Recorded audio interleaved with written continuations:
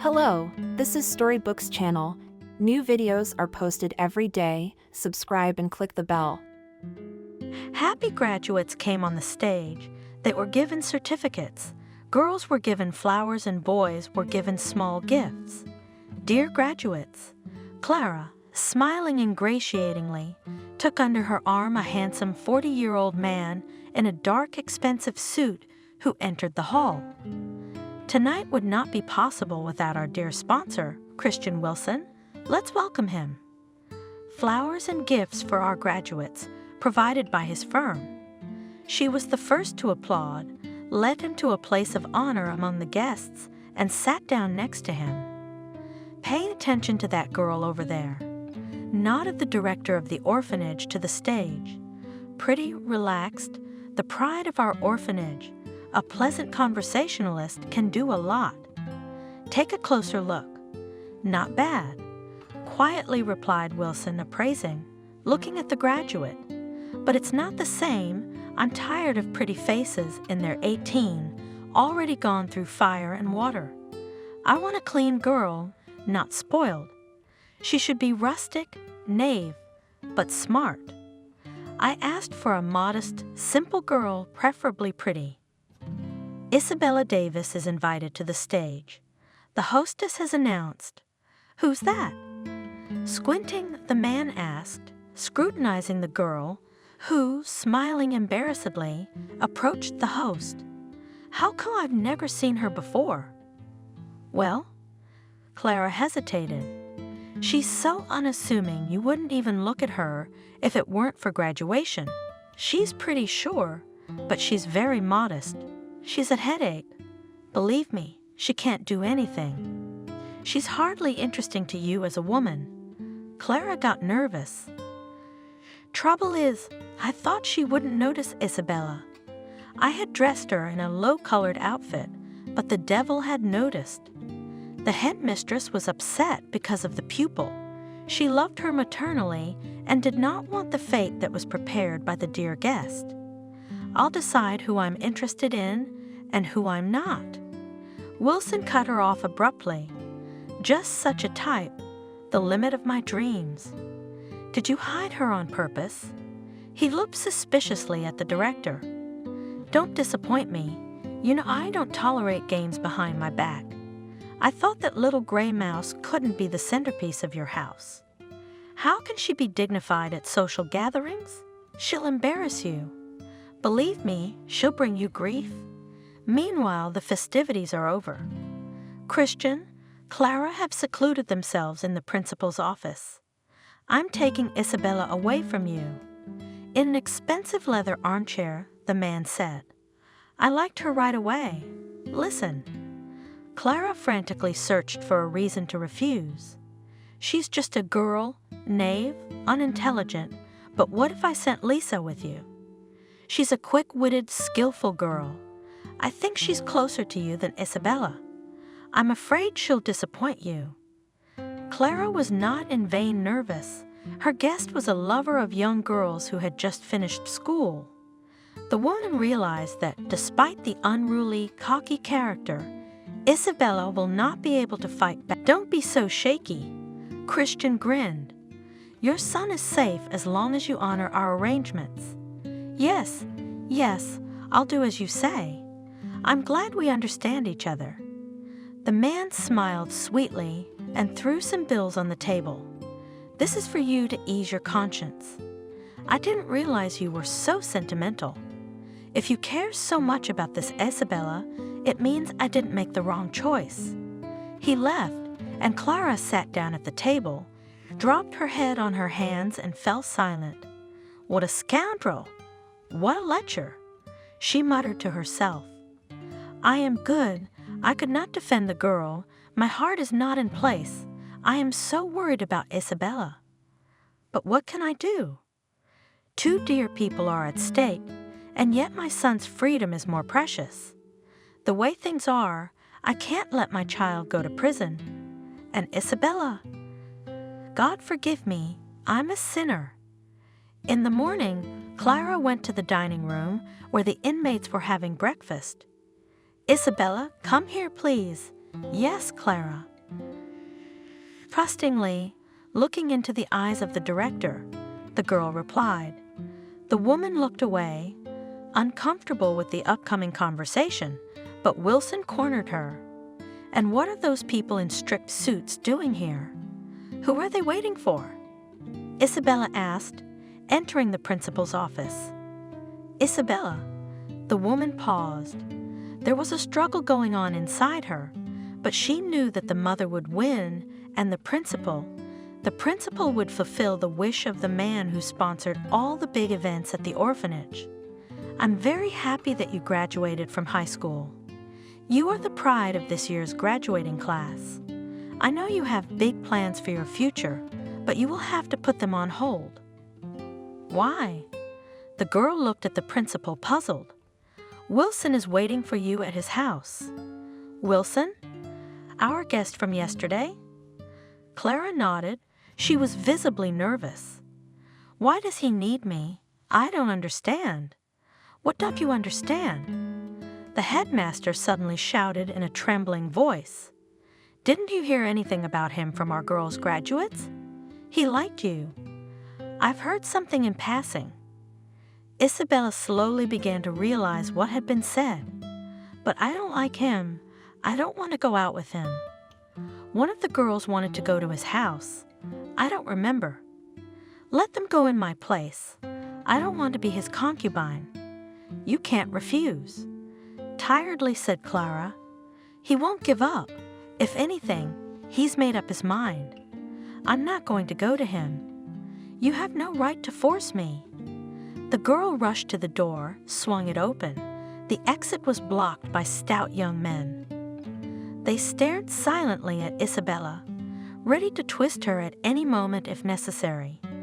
She slammed the door shut and turned to the principal. "How can you do this to us? I mean, he's old. Have you sold out for money?" "You don't understand anything." Clara, nervously biting her lips, wrapped her arms around herself as if trying to keep warm. "He's a scary man and I'm on the hook for him. A few years ago, he saved my son, got him out of jail, my boy's freedom. That's the trump card Wilson is using, and I'm powerless. I can't fight back. He's blackmailing me. One day you'll be a mother, and you'll realize you'd sell yourself to the bald man for your child to be happy. So there's no chance of me getting out of here. Those are his guards at the door. I wanted to spare you from that fate, but he wanted someone just like you.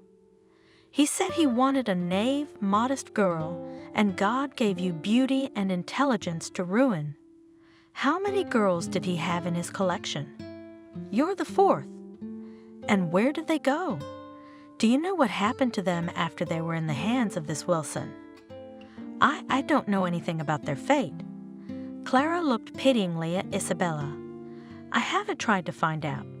So you send 18-year-old girls to a grown man and just forget about their fate. How's that? Doesn't it make you feel bad?" I'm sorry. Tears came to the woman's eyes. They agreed at once. No one resisted. She grasped Isabella's hand and spoke eagerly. If I could stop him, but my son's freedom is in his hands. You will understand me when you are a mother yourself. You'd better accept it. He won't back down. He's a scary man. He'll stop at nothing. Even if I tried to report him to the police, he'd get away with it. It's all been bought." Isabella stood for a moment, looking into the headmaster's eyes. In them, except fear and entreaty, she read nothing else, then pulled her hand out of the hands of Claire, abruptly opened the door and said loudly, "Well, if there's no escaping fate, let's take it as it comes. Let's go, boys." Isabella was returning from school, not far from the house, noticed her grandmother, caught up with her mother, who leaned with her back against the fence, sat looking at the surrounding with meaningless eyes. The girl slowed her step and stopped. Well, stood up like a stumbling block. Vanessa shouted, "Help your mother to the bed. I can't do it alone. You see, She's drunk again. Lord, when will it all end? Make sense of my foolish daughter. When will you get drunk on this vodka? Isabella obediently came and took her mother under her arm, but she couldn't hold her and dropped her on the ground. "Oh, you bastard!" Grandmother hit her dry fist in the shoulder. Quite sensitively, the girl wrinkled from the pain. "You can't hold your mother. Hold her tight." The two of them dragged the mother to the bed. You didn't watch her again. The old woman scolded her granddaughter. "I told you not to let her out of the house." "I was at school. How could I watch her?" Justified the girl. "We left the house together in the morning. She said she went to work." "What kind of job?" "She was fired last week. What am I going to do with them?" The old woman cried. "Both of them and their husbands drink like crazy, and you can't help them." "Did you go for bread?" "No, I didn't have time. I'll be right back." Isabella ran out of the house, afraid she'd get another beating from her grandmother. "Isabella," a neighbor met her. "There's your father lying by the store. You should pick him up." The girl hurried to the store. Her father was lying on the side, sleeping soundly. "Daddy." Isabella shook him by the shoulder. "You won't wake him up." Some man said confidently, "And how can I bring him home?" The girl was confused. "Don't be sad, we'll help you." The man bent down, pulled her father by the arm and put him on the ground, then picked him up, threw him on his shoulder and dragged him. Isabella ran after him. "Receive." Entering the house and breathing heavily, the stranger spoke.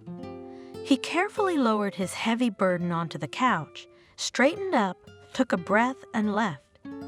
"Where did you find him?" Vanessa asked, making her father comfortable on the couch. "Outside the store, he was asleep. The man volunteered to help. I didn't even ask." The world is not without kind people. "Did you buy bread?" The old woman caught on. "No, I had to come back because of my father." "You wretch!" The grandmother swung and pulled on her granddaughter's back with the towel she held in her hands. Isabella quickly rushed into the store. "What are you going to kill Isabella for?" A neighbor showed up on the doorstep. "You're out of control." Granny grumbled. "No wonder. Parents who do not dry out for a day. The child is not needed at all. Somehow she's still studying well. Another girl in her place would have abandoned everything long ago." "Yes, it's a pity about the girl," the neighbor lamented. "You should caress her. The girl lacks love and affection. One day she won't be able to stand it and will do something. That's why we have to keep a tight grip on her, so that she grows up strictly, or else she'll go down a crooked path like her parents. Wash the floors." She told her granddaughter when she returned from the store. "You've trampled here. I have no strength left." "Okay, Grandma." The girl obediently took a bucket and a rag. "You're driving the girl crazy." The neighbor reproached the grandmother. "She doesn't hear a kind word from you. Is it her fault that both parents have gone crazy?" "None of your business." The old woman replied glumly. "I can't cope alone, and parents are of little use. You should take pity on her." The friend lamented. "But what is the use of that pity? Then she will thank me for teaching her everything." The mother should be an example, but not fate. Both of them should be deprived of parental rights. "I don't think so. It's better to live at home with them than in an orphanage." The neighbor shook her head disapprovingly and went away. "Grandma, can Cindy come to my birthday party?" Isabella asked one day. She was going to be 13 in 2 days. "Think about it. Where are you going to invite guests?" Grandma frowned. "Parents won't let them stay. They just want an excuse to get drunk. Then you'll be embarrassed. We'll lock ourselves in my room. No one will hear us." "Please, Grandma." "All right," Vanessa muttered. Just don't tell your parents. Maybe you'll get away with it. I'll make you something tasty." The grandmother hoped in vain that the mother would not remember about her daughter. She came in the evening with a bottle of wine, set the table. She ordered her mother, shaking her hand, pouring vodka into a glass. "Would you not spoil the party, Isabella?" asked the older woman. "She has a guest. I have the right to drink to my daughter's health, and you are not my order. I gave birth to her. That's a good reason to have another drink. I drink with my own money. I'm not borrowing it from you. Can I have an appetizer? You'd better replace the electric stove. The wire's getting hot. It's not a bad thing. You're always dissatisfied with something." Angrily said the woman, "You need, you buy, but I have no money. When I get a job, then everything will be, but until then, do not bother me. You and your husband will always have money for vodka." Vanessa grumbled, serving a simple appetizer. Isabella and her friend sat in the room for a while, watched cartoons, played, and went home. The girl was glad that her mother did not make a scandal like last year when Isabella invited her friends, and in no way expected that her mother would come home drunk from work and roughly disperse the whole company. The girl at that moment was ready to fall to the ground with shame. In the morning, she kissed her grandmother and ran off to school. "Do not delay. I'm boiling borscht with your favorite garlic buns." The old woman shouted after her. "Okay, Grandma." The day was going great. Isabella was in a hurry to get home. She was walking, facing the spring sunshine, and humming a cheerful song to herself. Wow! Approaching the house, suddenly noticed Isabella. An uneasiness stirred in her soul. Was there a fire? There were people in the street, cars, ambulances, firemen. "Do you know who has a fire?" She asked a woman who was trying to see what was going on up ahead. "Isabella." The neighbor looked at her fearfully. "Your house is on fire. How?" The girl was dumbfounded and rushed through the crowd. "Where?" Someone called her and tried to hold her back. Don't go to the ashes, stop. Let me go, my mom's there." They grabbed her, held her down. She started to break free. "Grandma, Daddy, let me go. Why are you standing there?" "We have to save her." She screamed, trying to break free from the tight embrace. "I have to go to them." "Isabella, they're dead." A man's strong arms shook her. "You can't go in there, do you hear me?" "They're gone." "Yes, they are. Why are you standing there? Why aren't you helping?" "They can't be dead." "Don't you understand? They're out there. I'll find them." "Let me go, please." The girl suddenly weakened, slipped out of my arms, sat down on the grass and wept. She raised her head to the sky. "Mommy." The soul-crushing scream rose above the flames and vanished into the sky. Everyone standing around her was heartbroken by the cry. Women wiped their tears with handkerchiefs, men gritted their teeth, and looked sympathetically at the little girl's grief. People were quietly talking among themselves, watching the fire being doused. Suddenly it flared up, and I looked, and it was going up in flames. No one escaped. The firemen came quickly, but there was nothing they could do. They flooded to keep the flames from spreading to other buildings. Do we know what caused it? The cops said it was faulty wiring. Vanessa complained that the electric stove was sparking, but who'd listen to her? All dead. Good thing the girl was at school, or she would have been too. Why did the ambulance come? They thought they could save someone, but there. What a grief! I feel sorry for Isabella. Now she'll go to an orphanage. The girl sat in the grass and stared blankly at the house, tears running down her cheeks. She could not understand that she was left alone, without a home, without relatives. "Come on, sweetheart." Someone lifted her up. There's no reason for you to sit here. Come and stay with us until the child welfare authorities get here. You must be hungry. Grandma promised me borscht. Swallowing tears, quietly said the girl. Poor you? Poor orphan. How unlucky you are. The neighbor shook her head. Isabella followed her obediently. Her strength to cry was gone, and there was a persistent smell of burning in her nose. She collapsed on the offered sofa, curled up in a ball under the blanket, and cried quietly. No, I don't believe it. It can't be. Mom, Dad, and the always nagging Grandma. There is no one. How can I go on living? You cry, sweetheart. An old woman stroked her head. You'll feel better. God willing, everything in life will get better. She sighed heavily. The girls were fidgeting in front of the mirror, trying on dresses for the graduation ceremony. The exams were finally behind them. Isabella looked dreamily at her reflection. I thought they would never end. Now we are free. You see, no tutors, no scheduled breakfasts, no getting up, no going to bed, but life will begin. Isabella, you're so beautiful. The girlfriend did not take her admiring eyes off the girl. You'd say so too. Isabella looked at herself in the mirror. I can't believe we've known each other for only 5 years. Yes, she laughed. It seems like a lifetime. She ran over to Kelly and hugged her tightly.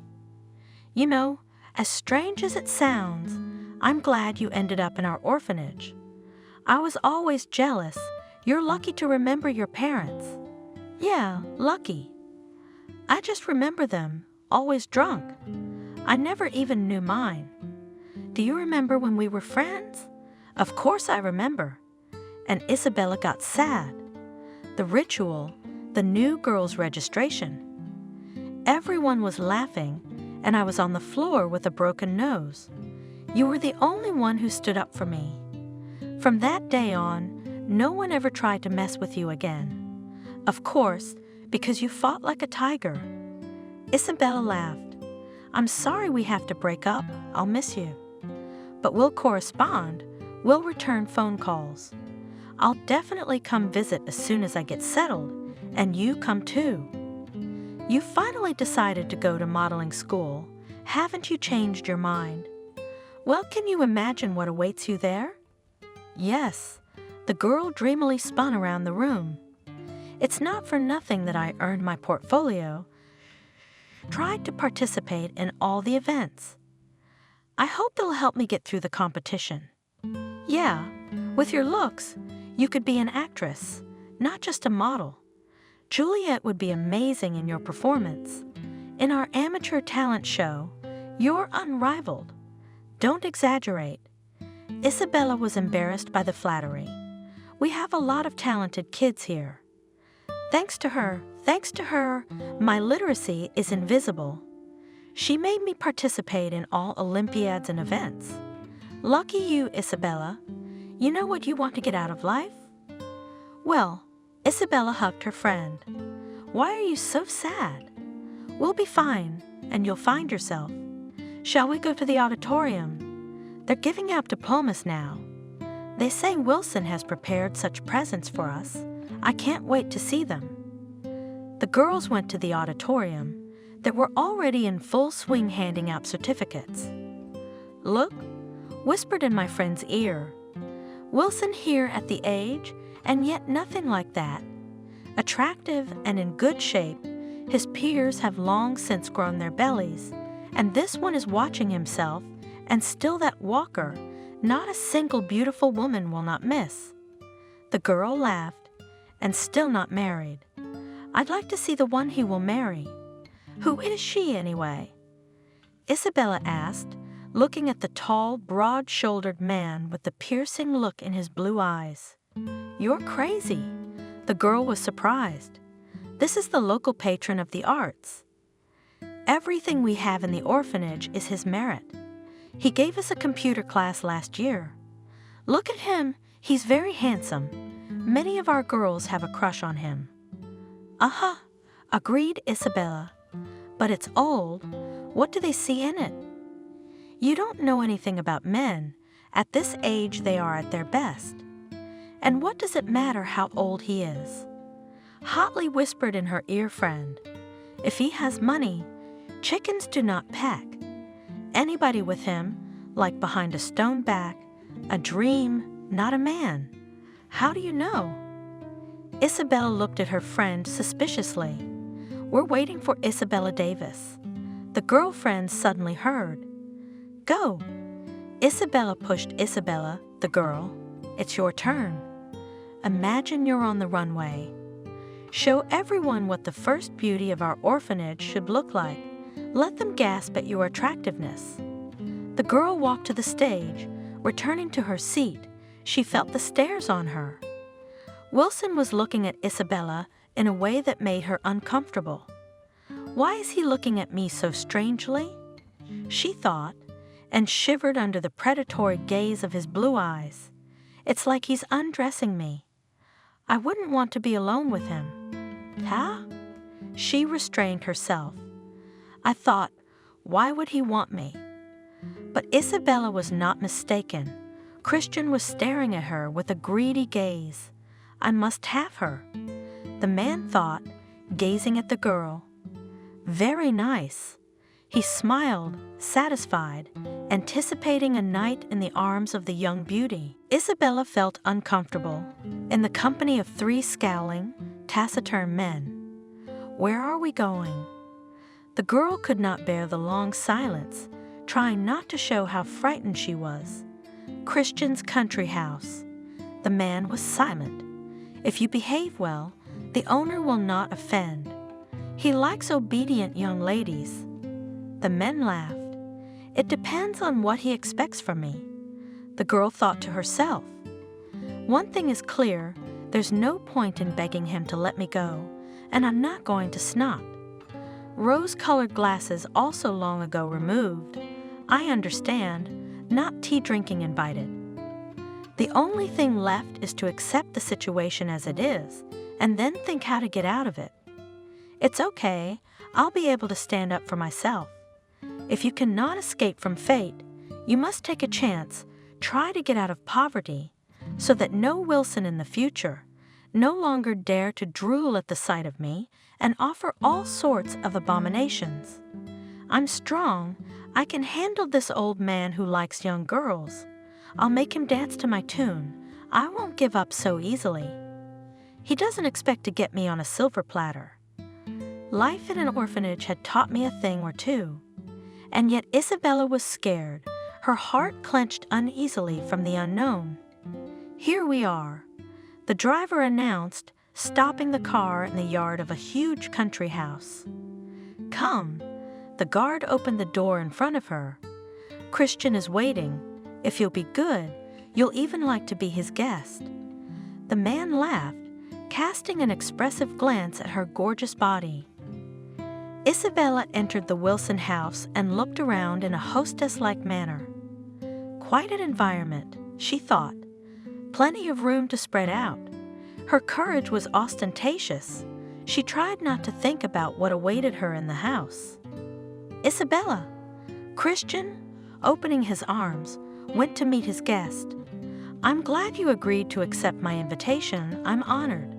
You may not believe me, but when I saw you on stage, I realized that this is the woman I have dreamed of all my life.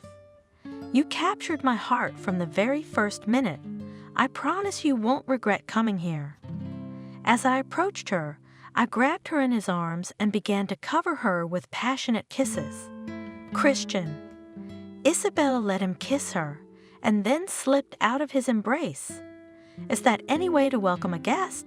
Especially a woman. She smiled slyly, though her insides trembled with fear and loathing. The man stared at her, puzzled by the question. What do you mean? Where are the flowers, the champagne? I was imagining a romantic candle at dinner, and you immediately kiss. I didn't expect to take a complete stranger without foreplay. I'm told you're a skillful lover. We should get to know each other a little first, and save the best for later. I agree, the bouquet and confection period in our case is a little irrelevant, but still I wanted to prepare for the main event of the night. Yes, he mumbled something under his breath. I wasn't thinking. It's a very important day. I'm entering adulthood. You're my first man, and I'd like it to be beautiful. Why are you in such a hurry? I'm here. I'm not going anywhere. What are you doing? Eh? She playfully poked him in his slightly bulging belly with her finger. Did you want to save money on me? Or did you want to get me in bed right away? Is that really all you can offer me on a first date? She was on the edge of her seat, fear of the unknown forcing her to act brazenly. Isabella grabbed his tie, pulled him toward her. She didn't think that such an experienced lover would decide to dispense with the love game. The girl wrapped the tie around her fist. Christian blushed. It became hard for him to breathe. You witch, barely catching his breath. The man wheezed. This has never happened to me before. I like you, and I want you now. He suddenly grasped her slender wrists and yanked her sharply toward him. He forcefully put her on his lap and tried to kiss her, one hand holding her down, the other hand running under her blouse and squeezing her breasts. How hot you are, a delicate, innocent flower. Let's go to the bedroom. I am overwhelmed with desire to possess you. Ah, you old lecher. Isabella shrieked and slapped him hard. What are you doing, bitch? Christian howled and grabbed his cheek. Taking advantage of the confusion, the girl jumped to her feet and ran a safe distance away from the excited man. She stopped by the hotly burning fireplace and grabbed a poker. Don't come near me. I'll defend myself. Don't expect to get away with this. Wilson hissed, rubbing his cheek, hot with fire. You seem to have forgotten where you are and why you're here. Don't make me angry. I can take you by force right now. Don't play with me or you'll regret it. I don't want to, she shouted, looking at him with a burning, feverish gleam in her eyes. How do you want it, my dear? He smirked. Rose petals in bed? Light music? Soft whispers and poetry reading until morning? I'm past that age. I prefer to spend my time making love. That goes without saying, but not now. The girl sat in the chair across from Christian. I propose a wager. A wager? Christian's eyes widened. Do you realize who you're offering this to? Isabella remembered a conversation with a friend who said that Wilson was a gambler. Yes, the girl declared defiantly. You're a gambler, but if you sleep with me, what's the interest? In a week at the most, you'll be satiated and kicked out of the house. Thank you if you'll pay for the first night in bed with a virgin. Naturally, I'll thank you. Insert man. No woman would accuse me of being stingy. Money, jewelry, I am a generous lover. That's understandable, but I suggest you entertain yourself in another way. Admit it. Do all your days resemble one another? Perhaps. Christian is wary. You boast that women never complain about you. I've heard that many try to get your attention and swear eternal love just for the money. You buy women, change them like gloves, and not one has ever said she loved you out of her heart and not for wealth. Yes, everyone's happy to be in your bed. I don't see where you're going with this, do you? Wilson frowned. He was beginning to be annoyed by this willful girl. But I'm not one of them, and you're not my type. That's not the kind of man I've seen around me. Isabella paused meaningfully. But if you manage to make me love you, I will become yours without any additional conditions. Do what you want with me then, and when I get bored, you can throw me out on the street. And the second condition? But if you yourself fell in love with me to unconsciousness, then I will still become yours, but only through the registration of marriage. You will make me your lawful wife, with all the consequences." Wilson laughed out loud. "Do you know that I never lose?" "We'll see about that." The girl grinned. "Don't hope that the problem is so easy to solve. But I still don't understand. What is the bet?" "You'll be mine either way." He accepted her game. She hooked him, and the excitement of the gambler flared up in him. He liked the girl more and more. That's true, but everything must be consensual, without coercion. Those are the only terms we'll agree to with you. Do you agree? To hell with you. Wilson waved his hand. But now I want to make love to you. I've already put this moment off for too long. I didn't bring you here for a heart-to-heart. He made an attempt to get closer to her. No. Isabella gestured for him to stop. Nothing can happen between us now. You yourself agreed to my proposal. For the rest of the bet, no bed. We agreed to make love consensually. Are you ready to sign off on your own loss? That doesn't sound like you. So now we're going to separate rooms and that's it? Of course. Isabella explained impatiently, like an unreasonable child. That's the point of our pact, to fall in love for real. And then either you get me or I get you. And at the end of the bet, we'll have a long married life. You won't lose anything at all. You'll only get me a little later. But you'll taste the victory when it's over. An unforgettable night in the arms of a virgin. What, Mr. Wilson, is it weak? Squinting, the girl asked. Not a bit. The man replied defiantly. How long do you suggest? 3 months. How? Enough time and your experience of seduction, young fools, to win my heart? Or have you already lost your youthful vigor? That you can't do anything but skim off the cream by sleeping with an innocent girl. And I thought I was an alpha male, a heroic lover. But in reality, alas, a banal suitor, unable to give pleasure to a woman. You know how to hit a nerve. The man was sure of his victory. Wait, you'll still be at my feet, lying at my feet, begging for love and tenderness. He thought, you'll be begging me not to leave you.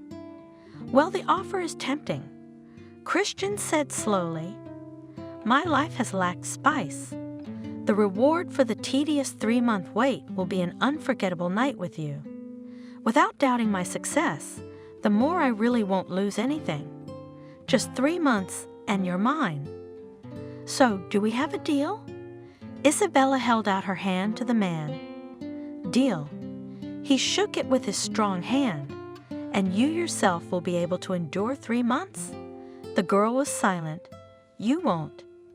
Isabella grinned to herself. I'll never love you, and I'll never be your lover. I'm not likely to win over a man so adept at lovemaking. I just need to buy time, and then I'll decide what to do next. Little fool, you don't know I've never lost a game in my life. Wilson thought, looking at the girl with eyes darkened with passion. With what pleasure he would now undress her and show her what he could do. But he decided to see what would come of the bet. And you agreed to her terms? Laughed at him Buddy when Christian, over a shot of cognac, a few days later told him about the pair. Yes, I agreed to endure these months. It's worth it. You don't realize how seductive she is, and you hope she'll fall in love with you. I do. Arrogant, Wilson declared. You know I'm an expert in female psychology. In a month at the most, she will surrender to the mercy of the winner, and I will triumph, having gained power over this little girl who thinks herself a seductress of men's hearts. In fact, I'll be her first man. Christian? His friend looked at him suspiciously. Have you fallen in love with your prisoner? Even if I do, the man said evasively, the reward will not be long in coming. She's still mine. And you're ready to take her to register the marriage? That would be fun. Wilson laughed, but I haven't decided whether I'm ready to give up my freedom for another pretty face. although I must say she is clever. Isabella, however, has hit a nerve, Christian. Hoping to knock her down with the romance of a summer evening, he decided to organize a fancy dinner on his yacht. She wouldn't be able to resist.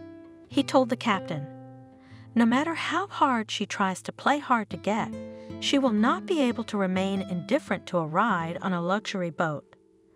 "I'm sure." The captain smiled understandingly. "She will reciprocate. No frills," he ordered the chef. "A girl from the orphanage will feel uncomfortable. Champagne, appetizers, fruit, dessert. I got it, Christian. Anything else?" "Captain, have the deck decorated with balloons and musicians. I want some light music. We'll walk along the coast. The girl will love it." "I got it." Captain trumped. "Should we count on a night?" "No. For 3 to 4 hours, I think for the first time is enough, she will dance with joy." The man grinned. "What has she seen in her orphanage? Let her see how rich people live. I hope she'll appreciate my impulse. No one has ever been indifferent to an evening spent on a yacht. I think she'll be no exception." The night before the party, Wilson checked everything, made sure his orders were followed exactly. "Isabella, I want to invite you to dinner." The man expected that the girl would be interested in his proposal, but she looked at him indifferently and said, "But I do not understand you. Rich, ready to spend money left and right. Don't know where to put it? Give it to charity. Why go out when I've made a nice dinner at home? I'm a pretty good cook, don't you think? It's not just any dinner." Barely containing his irritation, Christian said, "I'm taking you for a walk along the river." "Yes." Isabella couldn't hide her interest. "But then that changes everything." She jumped to her feet. "I'm ready." "You're going to go in that?" The man was surprised, looking at her worn jeans and stretched t-shirt. "Why, it's not like we're going to a restaurant." Pretending to be a fool, the girl replied, and then she laughed. "Relax, Christian. Give me half an hour and I'll clean myself up. You didn't take my words seriously, did you? We were not taught to behave like this in society, but I know the elementary rules of etiquette." When Isabella emerged from the room, Wilson gasped. Before him stood a gorgeous woman in a dark dress, just above the knees. Her breasts were adorned with a simple gold chain and pendant, and her thick mane of dark brown hair fell loosely around her shoulders. Light makeup made expressive, lively, green eyes. Slender legs and low-heeled shoes were striking. Christian swallowed nervously, imagining how he would caress those beautiful legs. "I'm shocked." It was all he could say, wondering what kind of underwear she was wearing now. "Are we going?" Looking at him haughtily, the girl asked. "Yes, please." The man ushered her into the car. The ship swayed impatiently on the waves. Waiting for the guests, the captain met them on deck, helped them to board gallantly, bowed his head at the sight of the girl. "Good evening," he greeted. "Glad to see you aboard the Aurora. Isabella, would you care for a glass of champagne?" Wilson asked, waving his hand to the waiter. "It will add a little romantic flavor to our evening, and also—" He waved again. "I love music. Do you mind?" In the dim light of the lanterns, 3 musicians appeared, playing a quiet, slow song. "Do you like it?" The man asked his guest, taking a sip of his glass. He took out a gold bracelet from his pocket and put it on Isabella's thin wrist. "I bought it for you." "It's beautiful," the girl replied discreetly. "Is this how you won the hearts of your mistresses? Were they ready to jump into bed with you?" She glanced indifferently at her vis-a-vis. "I wonder how much money you intend to spend on my seduction. I expected something more extraordinary. You obviously have problems with imagination. Did you really expect me to fall for this cheap romantic nonsense? No, I'm glad you're paying attention, but I was expecting something a little more sophisticated. I hope. She shivered, showing she was cold. We won't have to spend the night. You. Boiling, Christian. Ungrateful little brat. What have you seen in your life? Dinner aboard a yacht, with a rich man, the limit of your dreams. I can't believe you don't like it here. Why not? Isabella said calmly. I like it, but I dreamed of it when I was 14. Now I've wised up. It's all contrived, momentary. In half an hour we will finish champagne, eat dessert, and then you will try to seduce me, heated by alcohol. How vulgar, and not at all reciprocated. What do you want? Barely containing the anger ready to burst out. Wilson asked, I don't know. Isabella shrugged. Before you hit me in the heart, I want my soul to turn around and soar. For now, she stood up resolutely from the table. I want to go ashore. So everything I've arranged here, he gestured for the musicians to leave. You don't like it? I didn't say I didn't like it. The girl answered evasively. I said it was too corny to win a woman's heart. All right then, let's go home. They said goodbye to the captain, who gave them a long and surprised look.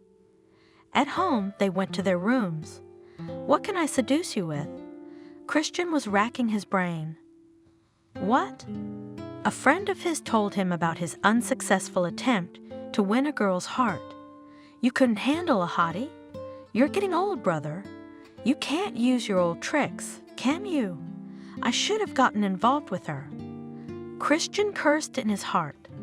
I don't know what she wants. Think of something unusual, by the way. I give you an idea. Take her abroad. She probably has not been there. The youth of today, they can't wait to go there. For a poor orphan, it's enough to impress her for a year. Why? The man's on fire. It's not a bad idea. If I get what I want, I'll thank you. You don't have to thank me. I was already wondering how it would end. It's been 2 weeks since Christian prepared the trip abroad. Isabella, smiling enigmatically, he announced, tomorrow you and I are going on a trip. I hope we won't have to take a boat this time. I can't reveal all the details to you yet. Trust me. Wear loose clothes so you'll be comfortable. I have one condition. What's that? The girl looked at him suspiciously. I'll blindfold you. Until a certain point, you must not know where we are going. Agreed? Do you have to be blindfolded? Yes, otherwise it won't be a surprise. Isabella was blindfolded and brought to the airport. Christian helped her aboard a private plane, and only there was allowed to remove the blindfold. An airplane? The girl asked excitedly, looking out the porthole. All my life, I dreamed of flying in an airplane at least once, so I managed to impress you. Let's put it this way. Isabella said discreetly, I like the fact that we're going somewhere. I'm sorry. A few hours later, Wilson informed. I have to blindfold you again. Isabella was elated in her heart. She had dreamed of traveling for so long. They crossed the helicopter. I want to see where we are. Isabella fidgeted impatiently in the seat. Be patient. The man stopped her. Soon you'll see everything. When the engine died down, Wilson untied the blindfold. Where are we? Isabella exhaled in disbelief. On the roof? We're on a rooftop in Paris, and there's dinner waiting for us. He held out his hand to her and led the way. The girl's breath was taken away by the beauty. The city was visible as in the palm of her hand. The warm wind was developing her dark hair.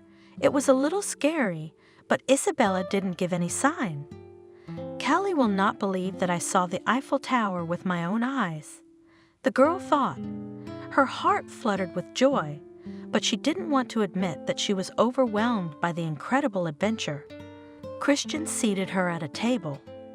A waiter appeared from somewhere with a bottle of wine. Another brought hot food. The waitstaff tried to be discreet. "Do you like it?" The man asked, seeing how her green eyes lit up. "I can't say I wasn't moved. It's a little trip," Isabella said. "But I don't understand. Why spend money on meaningless things? I wanted to do something nice for myself. To throw so much money away for an hour's dinner? That's just stupid. Are you trying to make me angry on purpose?" The man spoke softly in a voice that didn't bode well. "Yes, anyone in your place would kiss my feet after such a trip and pray to God for me. I don't see a queue of people falling at your feet in the house." The girl sneered. "Don't forget yourself." He flared up. "I can take you back to where I got you. I'm sick of your antics. So you're admitting defeat? What are you trying to do? I'm waiting for you to admit you lost my bet. Where's that famous seduction technique you've been bragging about on every corner? All you know how to do is throw money around. Of course, what better way to impress a silly orphan than with crisp bills? That's all you're capable of. It doesn't bother me. But that's it. I'm sick of you." Christian turned white with anger. "We're going back immediately. I didn't know you were so nervous."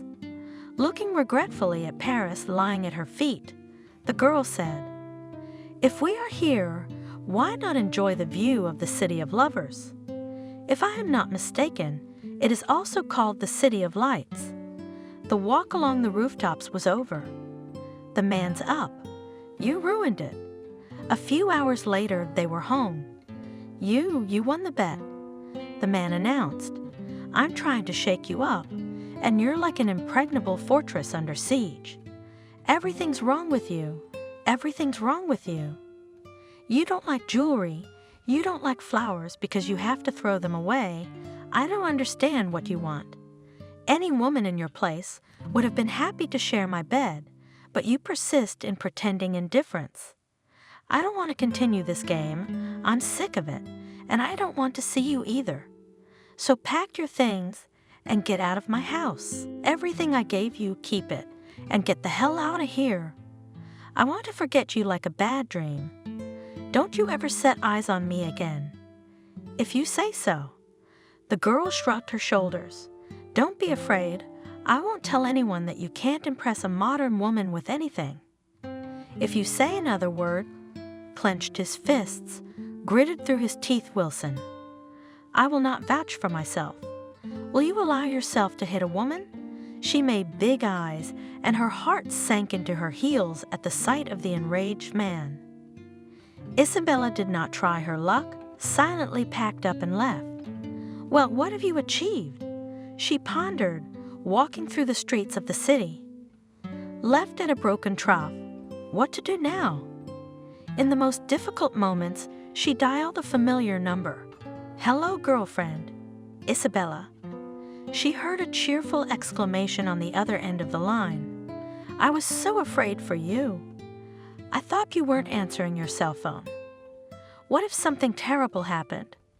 I've heard such horror stories about your Wilson. He's not mine." Isabella cut it off. "Don't listen to the gossips. Tell me, how are you doing? I'm wandering around town, wondering what I'm gonna do. Christian kicked me out the door." "That's news." Kelly was amazed. "What are you thinking about? Coming to the orphanage? Or do you want to go back to him? You know, I think he fell in love with me like a boy. I got what I wanted. I made him lose his head. That's why he's mad. What about you? What about me? I don't even like him. Then what are you thinking about? Come back. You'll be welcome here. What am I going to do there? It's too late to go to college. I can't find a place to live right away. Wilson left me some money, of course, but how much is enough? And anyway, why am I showing off?" Suddenly she said, "Marriage to such a man would open many doors. A modeling agency certainly wouldn't be an obstacle. Isabella, are you crazy? You don't love him. Can you imagine what it's like to live with someone you don't love? So what? I don't care if he loves me. I'm looking forward to marriage with him. I don't recognize you, friend, the girl said sadly. You've never been calculating. I didn't expect to be ambitious myself, but with his help I was able to realize all the plans I had made in the orphanage. Aren't you happy for me? His money will open any door. Isn't that what we dreamed of? Are you really willing to live with a man you don't love? His love is enough for the two of us. Isabella shrugged. I've been tormented by doubts, and now that I've talked to you, I'm sure I must go back to him. Isabella, come to your senses, wailed her friend. I know what I'm doing. I'm thinking more rationally now than ever. Bye. Thanks for listening. Isabella hurried home. She hesitantly opened the door, afraid of being ostracized, and reappeared. Wilson was sitting at the table. A bottle of whiskey stood beside her, almost half empty. And that's you? The man looked at her with a cloudy stare. Why did you come here? To make fun of me? Yes, you failed. Who doesn't? I came to tell you that I've agreed to marry you. An unexpected decision. He grinned wryly. I lost, didn't I? If you remember, there was a second part to the bet. If you fall in love with me, we go to register the marriage. You do love me, don't you? What does that change? It changes everything. I agreed to be your wife. You haven't changed your mind about marrying me, have you? Change your mind? Christian sobered up immediately. Yes, I've been dreaming of calling you my wife for months. He reached into his jacket pocket and took out a gold ring with a large diamond. You see, I even bought a ring for my future wife. I didn't think it would come in handy so soon. He stood up, walked over to Isabella, took her hand, and put the expensive ring on her ring finger. Will you marry me? Yes, Isabella answered decisively, though it felt as if she had jumped into a whirlpool. Isabella, hello. Hear the woman in the phone, a familiar voice of a friend. Hello, sobbing Isabella answered. Are you crying? Kelly was worried. I hate him. The woman confessed.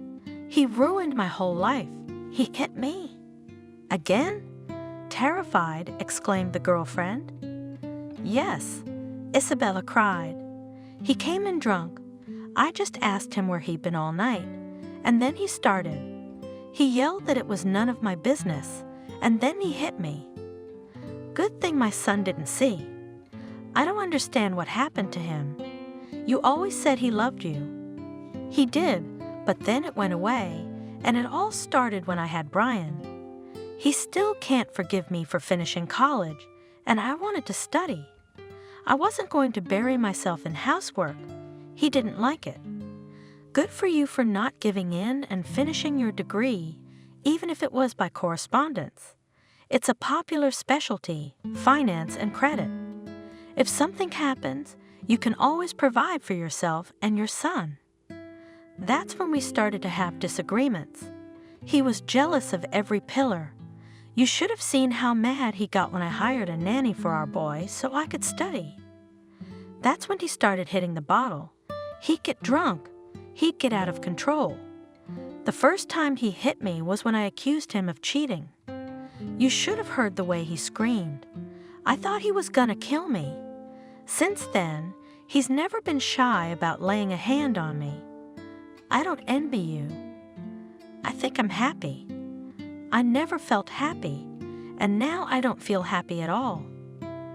Alcohol has changed him beyond recognition. No trace of his former love for me. He's disappeared from home more and more often. I know for a fact that he spends his time in the company of strange women. Do you know how disgusting it is to see him with lipstick on his collar? Are you going to put up with that? No, of course not. I kept quiet for a long time, hoping he'd come to his senses, but every year it gets worse. How does he run the firm? That's the point. The firm was starting to die. I realized if I didn't take over, we'd go bankrupt sooner or later. You're doing great. You're gonna do great. Yeah, but I've never worked a day in my specialty. So what? Prove to him and to yourself that you're worth something. You were the smartest among us. You can do it. Isabella puzzled over which side of the firm to revitalize. The first thing she decided to do was to talk to her husband about her son. Christian, I need to consult with you. Having had a moment when he was relatively sober, the woman spoke. What do you want from me? He was irritated, his head ached, he wanted a drink, but Isabella had locked herself in the study with him and wouldn't let him have one. Give me a drink, demanded the man. No, the woman said firmly. Let's talk first. You didn't get anything mixed up. What are you doing bossing me around? Have you forgotten where you belong? I might remind you, if you don't listen to me now, we both risk the abyss. She bravely endured his ominous stare. Well, speak, yes, quickly. I want to send my son to study abroad. What on earth are you talking about? The Christian burst into a fit of rage. I will not give my consent. You'll have to agree. Isabella said calmly, I'm sending him away because I don't have the opportunity to pay much attention to him. Explain? If you don't know, our firm's business is bad. You don't have time to deal with it. You've had other interests lately. The woman sneered. None of your business. Christian snapped at her. I'm fed up with you. Do you think I've forgotten that you decided to study without consulting me? My knowledge will come in handy now. I want to try to keep our firm afloat. What? The man laughed. You. What do you know about business? Without me, you're nothing. If I want, our business will go up, and you take care of the house and the child, and do not interfere where you are not asked. Right now, I need to intervene. I demand that you authorize me to sign documents. On what grounds do you demand it? On the grounds that I'm your lawfully wedded wife. You're going to ruin the firm. We won't lose anything. It'll be dead soon enough, and if I can save the business, fine, to hell with you. You've already succeeded once with me. The man snorted. Call a notary, I'll issue a permit. After all, I can always cancel all contracts. I think you won't have to blush for me. And Isabella began to master. Christian at first freaked out, and when he realized that his wife gradually began to get everything, sang blackly of his own impotence. How many times? The woman was indignant. You drink every day. I need your help so much. Why? You're doing a great job already. But you're experienced, you know the firm inside and out, and I have to learn everything all over again. I told you you couldn't do it. I can handle it. Isabella was stubborn. Just don't drink, please. She had no idea that a healthy-looking man could fall victim to an insidious disease. One night she stayed late at work. Why is it so quiet at home? Isabella wondered as she entered the living room. Christian, where are you? Did you go to bed already? I need your advice. I think I've figured out why things aren't going well. She looked into the kitchen. Her husband was nowhere to be found. She opened the bedroom door and was horrified. Christian, what's wrong? Isabella rushed to her husband, who was lying on the floor with his arm tucked under him. Christian, don't frighten me. The man mumbled, writhing in pain as his wife tried to lift him up. Christian? Isabella cried, startled by the realization. You're having a stroke. Wait, I'll call an ambulance. She called the doctor, asked the guards to move her husband to the couch. Unfortunately, you're right, Christian is having a stroke. Confirmed my worst guesses, doctor. His right side is paralyzed. I'll prescribe therapy, of course, but whether he'll make a full recovery, I can't say. We don't know exactly how long it was before you found him. The outcome of the disease depends on that. Doctor. Isabella grabbed the man's arm fearfully. I beg you, don't tell anyone that Christian is paralyzed. If partners and competitors find out about his condition, our business will be ruined. I'll repay you whatever you say, and I'll pay you for your silence. Good. The doctor looked at the woman in surprise. It's up to you. You're in shock now. We'll talk later. One more favor. Help me find a professional nurse for him. That won't be a problem. I promise I'll find the best one. What am I supposed to do now? Pray to God and don't give up hope. Christian, young man, he'll do fine. Isabella is immersed in business. Not a living soul knew that Christian lay a vegetable in their big house. Only the nurse and the cook were allowed to see him. Isabella. One day the secretary informed her, "A rival firm wants to see you." "What is it?" Isabella felt a chill go through her. "They didn't say, but they've set up a meeting for tomorrow at the cafe." "Well, let them know I'm ready to meet." "Oh, and tell the chief accountant I'm expecting 6 months' worth of returns." Half an hour later, the chief accountant showed up. "Isabella," he began, "I don't understand why you're digging through old reports." Chuckling to himself in a mustache, the man asked, "Why should such a pretty head have to bother with such dull figures? Christian, check them. I don't think you'll find anything interesting there." "I'm interested." Trying not to lose her composure, the woman replied, "To understand why lately we've had lucrative deals fall through, why the materials we partially paid for don't arrive on time. You can answer me these questions, can't you?" "What, my dear?" Stretching words and hinting that she knows nothing about the affairs of the construction company, said the chief accountant. "It happens, sometimes deals are broken and suppliers let down. It's all business.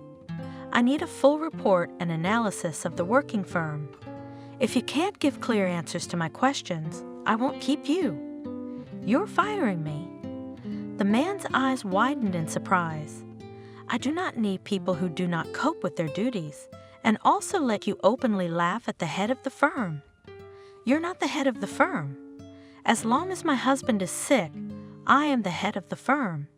If you don't want to follow my orders, the door's over there.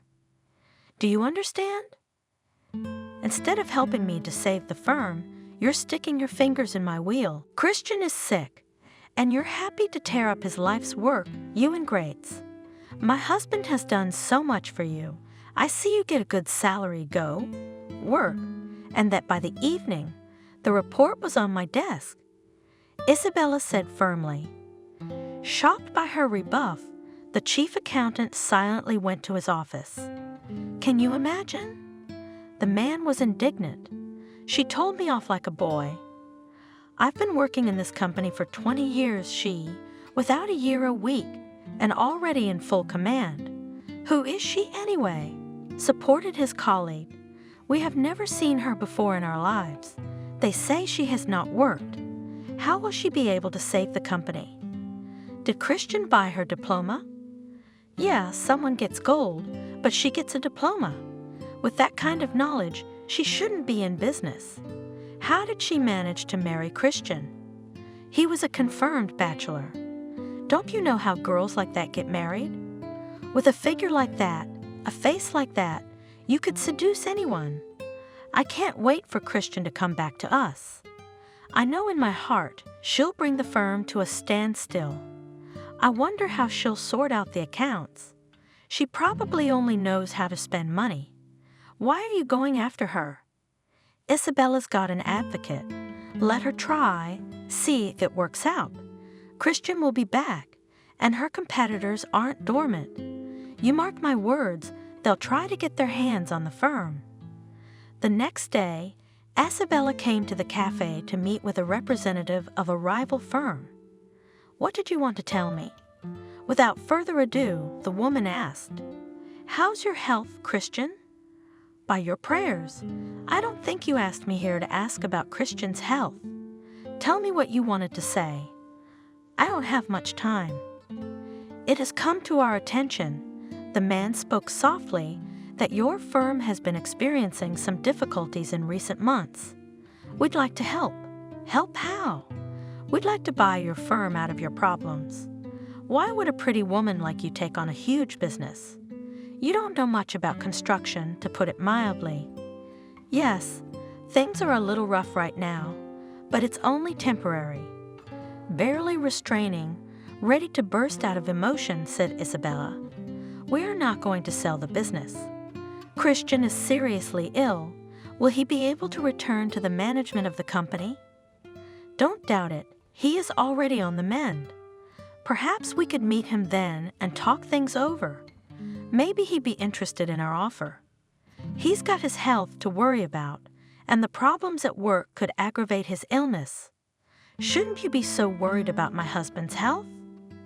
The doctors are doing all the necessary procedures to get him back on his feet. And by the way, they don't recommend disturbing him. As I said, we have no plans to sell the firm. My husband is in the loop, and I'm coordinating with him. As far as I'm concerned, the business is in a critical state, and we're offering a good price. No, don't persuade me. My husband will soon get back on his feet and figure things out on his own. But in the meantime, I'm doing a good job of running the firm. I hear the employees don't trust you very much. I wonder how you know so much about our firm. Oh, I get it. There's an inside man on the payroll.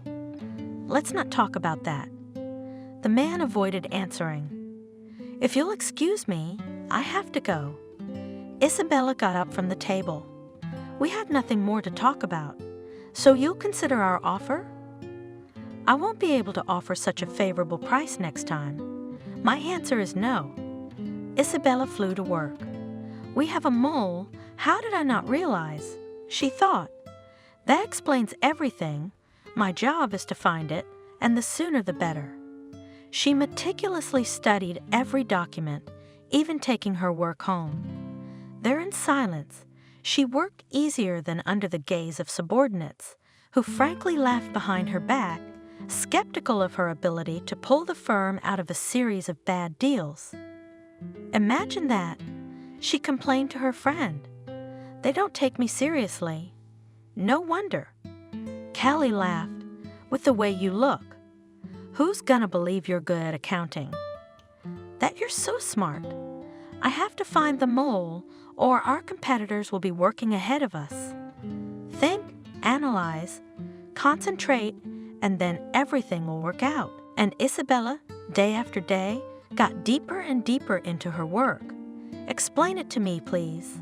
Looking at the contracts, she asked the chief engineer, how come we refused to build a shopping center on such a profitable site? So their geodesist surveyed and concluded that the soil is not suitable for construction. Then why did the competitors start construction on this very territory? I don't know. The man was embarrassed. Who made the decision not to build? That's how he stopped talking. The address of the surveyors who did the report. So he hesitated. That's right. Their firm closed down. How is that possible? Why are you being so secretive? Get me the chief accountant right away. He paid for the work done, right? He must know the address of the company. The chief accountant entered the office cautiously, explained how it happened that the firm, which made a conclusion about the state of the soil on the site on which they planned to build a shopping center, closed immediately after signing the papers. Give me its address. I'll go to deal with it myself. So know the address? Mumbled the chief accountant. I wonder how many plots we lost because of this fake firm. The men looked at each other in silence. You both immediately write a letter of resignation. Isabella ordered quietly but firmly. You have no right to fire us. The chief engineer shrieked. We were hired by Christian. Don't you dare poke me. I'm in charge of personnel here now. Get out, both of you. Isabella, the receptionist came flying in. How could you fire the most responsible employees? Christian wouldn't allow it. Christian didn't realize that these responsible employees had recently started working for the competition. Simply put, they were selling out, betraying their boss. If you don't agree with my decision, I will quickly find a replacement for you. Isabella looked at the girl expectantly. She shamefully kept silent. That's fine. Now you need to find replacements for these two honorable people. It is better if it will be found among our employees.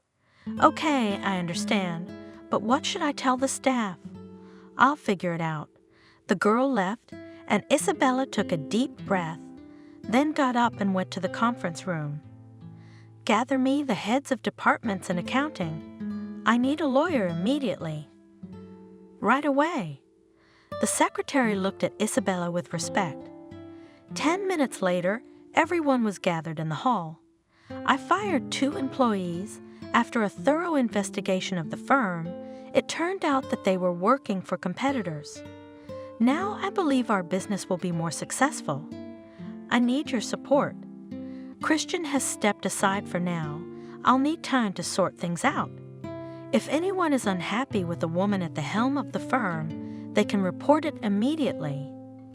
The rest of you, I demand full commitment. If you have any candidates in mind, I don't mind reviewing their resumes. Any questions? Then let's get to work. The employees came out of the meeting puzzled. So much for the model. They marveled. And we laughed at her, but she was so clever. Even Christian could not find the moles, and she quickly identified them. So how could those who started the firm with him be suspicious? Don't get too excited before the competition finds out Christian's doing badly. If no one tells, maybe it'll be all right. But the competitors weren't dormant. Wilson's business was too tasty. They were getting closer and closer to the firm, probing for weaknesses. Isabella realized their lost interest was temporary. Isabella. One day, a secretary came flying into the office. I tried to stop them, but you shouldn't try to stop me. Pushing the secretary away, a handsome young man entered the office with a brisk stride. Isabella noted his lean figure, thick, dark hair, and brown eyes that glowed with mockery. He sat down in the chair uninvited. It's nothing to worry about. The woman calmed the secretary. I'll take care of it. Who are you? She asked as the door closed behind the girl. My name is Charles. I'm offering to sell me your firm. What makes you think I'm going to sell it? I'm aware of your problems. You're not the first to know my problems, but I'm the first to tell you we're going to get this thing back on track. If you have no more questions for me, please leave the office. You're interfering with my work, or I'll have to call security. I know Christian is paralyzed. He can't go back to work, and you don't know anything about construction. I'm amazed at your knowledge. Isabella looked mockingly at the intruder, but her heart clenched with fear. But Christian will be fine, and I'm not bad with finances for your information. I'll make sure you can't sign any lucrative contracts. Are you threatening me? In return, when Christian comes back to the firm, and he will, you'll be in trouble. We have a good reputation. You will not be able to ruin the business. If you do not leave, I will dig up dirt on you. I've already got material on how you've been diverting customers away from us through front men. I'll make it public.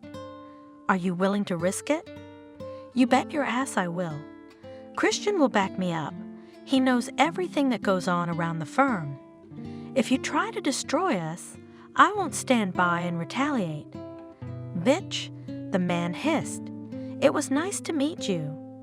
The woman smiled through force. She was nervous, her lips trembling. I dare not delay you any longer. I'm leaving, but I'll be back. Good riddance. Left alone, Isabella, without strength, leaned back in her chair and cried. Isabella, are you all right? Alarmed, her secretary asked, entering the office after the guest had left. Would you like me to make you some tea? Thank you, I'd appreciate it. And you are good, the secretary said, putting a cup with steaming tea. No one believed that you could manage the firm.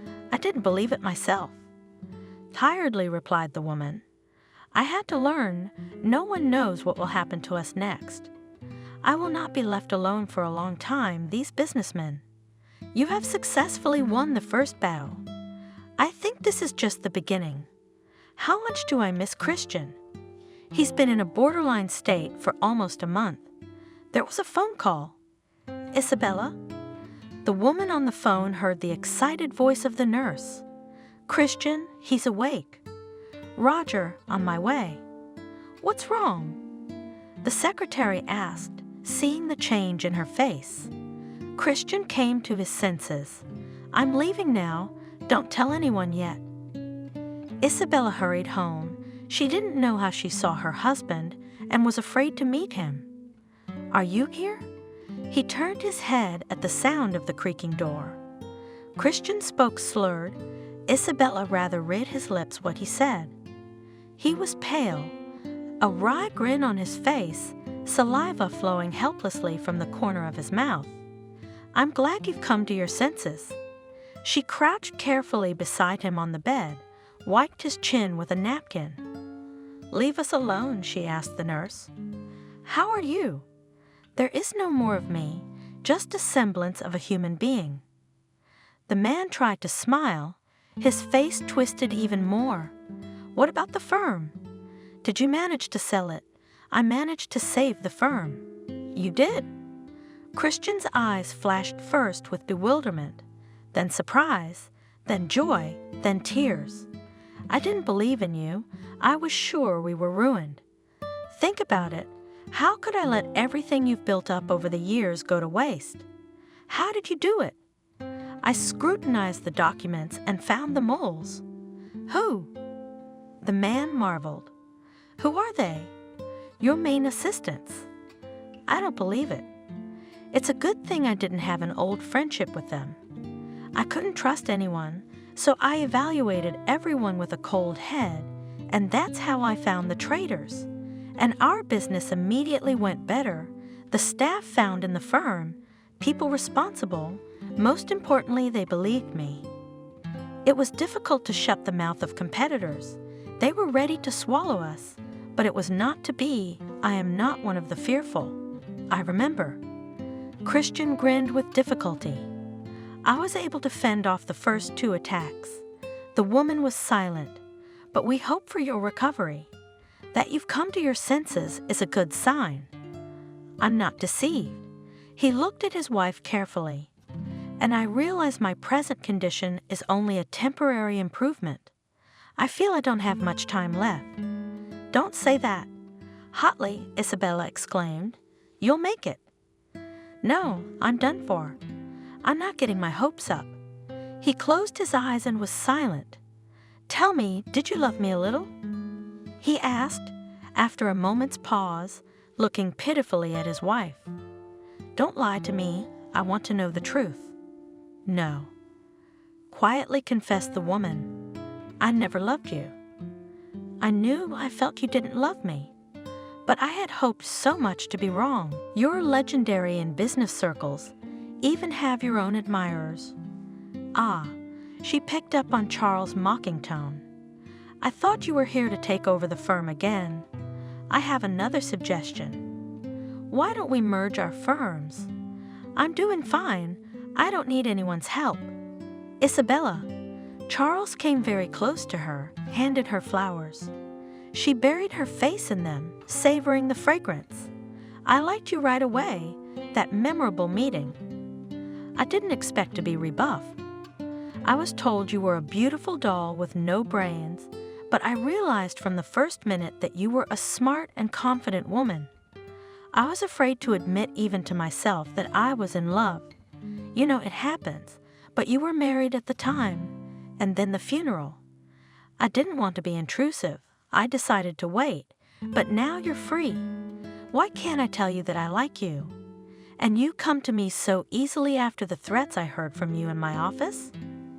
Forgive me, I'm ready to beg your forgiveness. At the time, I thought I was doing the right thing. In the fight against the competition, all means are good. I'm sorry. I realized long ago that I was wrong. You have a good tongue. Isabella laughed. It's the excitement, Charles confessed. What is it? Can I expect reciprocation? Charles, the woman grew serious.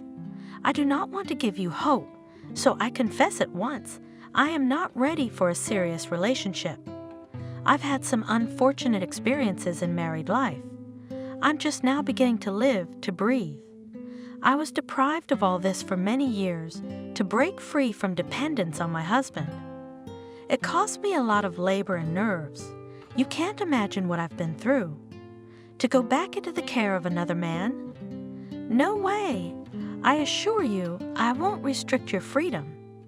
I wish I could believe you, but I can't. Is there any hope that someday you'll reciprocate? I don't know. We don't know each other very well. Well, let's get to know each other. Charles came to life. I'm inviting you to a restaurant tonight. No need. Isabella headed for the car.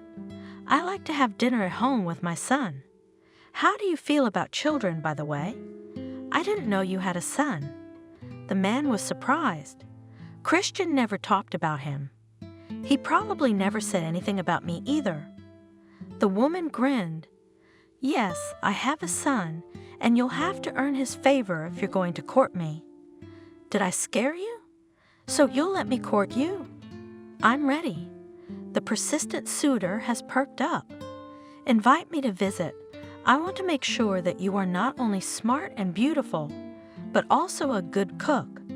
If that's the case, then you're definitely my woman. Isabella got into the car, started it, carefully placed the bouquet next to her. The man looked at her with regret. Suddenly, she rolled down the window. If you want, come to visit me on Sunday afternoon. I'll introduce you to my son and feed you lunch. I'll definitely come. Charles exclaimed joyfully, looking at the car in which the amazing woman was sitting. I won't let you go anywhere. He promised. I will do everything I can to make you learn to trust again. My love can warm your soul. I promise you that we will be happy.